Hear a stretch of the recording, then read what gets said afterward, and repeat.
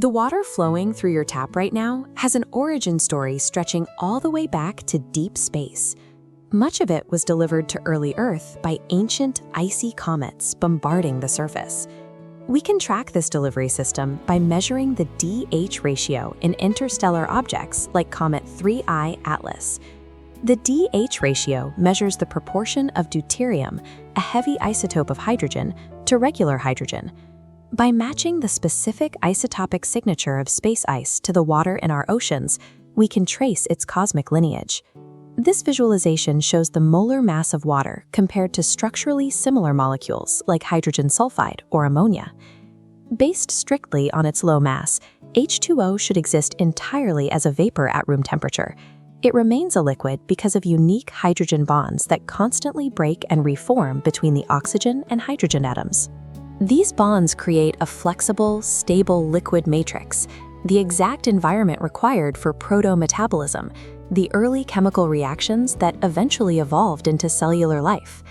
The entirety of Earth's biosphere operates inside this delicate chemical loophole. Without it, the planet is just dry rock. On a planetary scale, this liquid matrix acts as a massive thermal battery. As greenhouse gases trap heat in the atmosphere, the oceans absorb roughly 90% of that excess thermal energy. This map traces the Gulf Stream. It operates as a global conveyor belt, pulling immense volumes of warm tropical water up into the North Atlantic to regulate the climate of the Northern Hemisphere. But rising temperatures are melting polar ice sheets, injecting millions of gallons of fresh water directly into the marine system. This influx dilutes the ocean, stripping away the exact salinity balance required to keep those deep water currents moving. We have a geological record of what happens when this balance fails. Roughly 13,000 years ago, a similar rapid injection of glacial fresh water shut down the Gulf Stream entirely, plunging Europe into a sudden ice age. The ocean functions as a volatile, active machine that dictates the survival of the planetary climate. Our current crisis stands in contrast to the hydraulic philosophy of ancient civilizations. Societies like the Nabateans survived by engineering with water's natural behavior rather than simply extracting it, a strategy being revived today in places like Costa Rica, where communities dig tidal channels by hand to restore the natural flow and health of carbon-sequestering mangrove forests.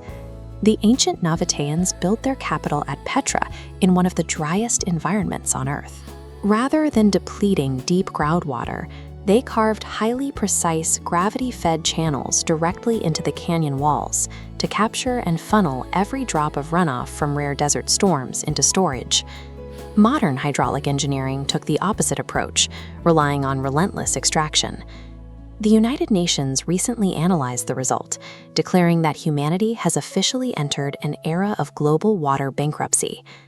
This photograph of a reservoir shows the stark white bathtub ring on the canyon walls, marking exactly where water levels used to sit.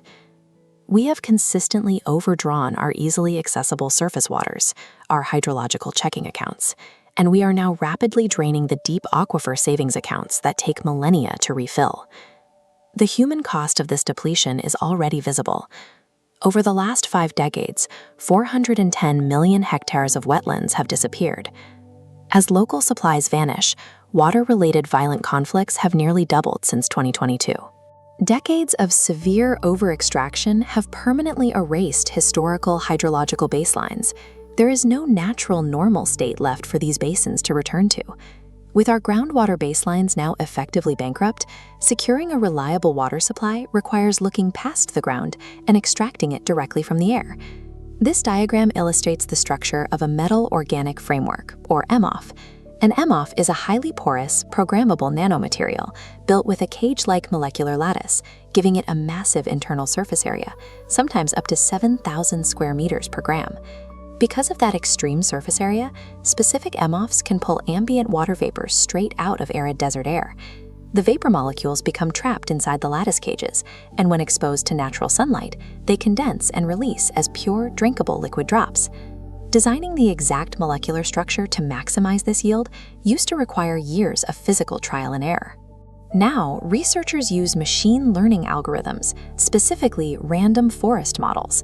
A random forest is an AI system that combines multiple decision trees to classify data and predict outcomes.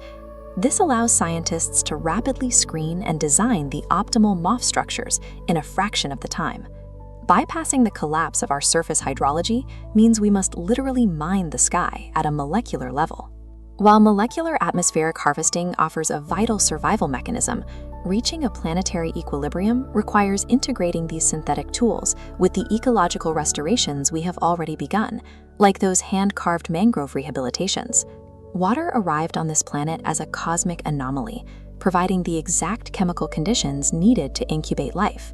We pushed those natural cycles to the brink of collapse, and now we are forced to artificially replicate them to survive. Securing our future on Earth relies on a dual approach. We have to combine the adaptive brilliance of our ancestors with the precision of modern molecular science to rebuild the universal matrix.